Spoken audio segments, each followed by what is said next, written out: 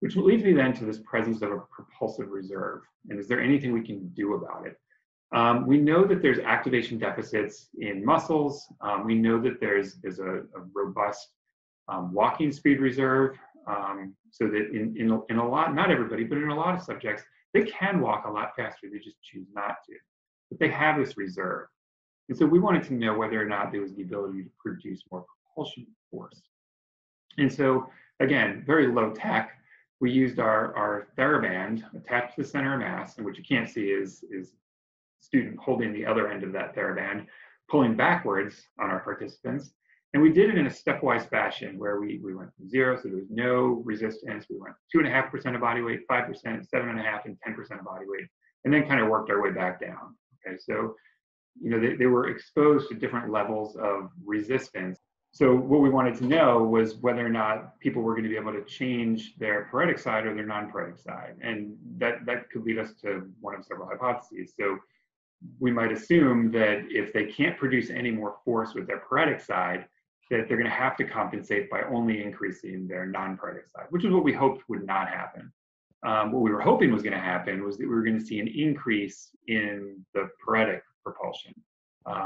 And I guess the third alternative would be that they don't increase either side and they just fall off the back of the treadmill, which we really hoped didn't happen.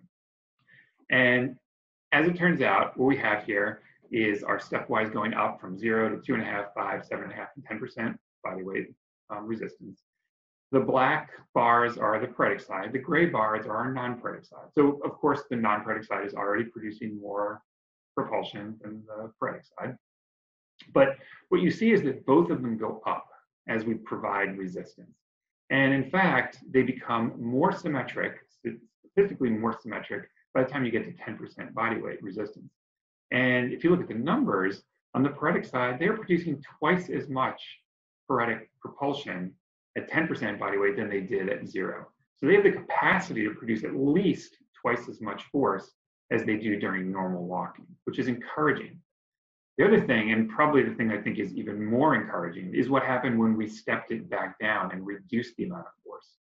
Because you see that stepwise reduction. If we go all the way back down to the 0, where we remove the restraining force, we see that the paretic side now is producing more force than it was initially. And that's really encouraging, because what it means is that once they were exposed the opportunity of producing more force, that they were able to continue to produce more. They must have seen some benefit, whether they were able to explicitly state that or not.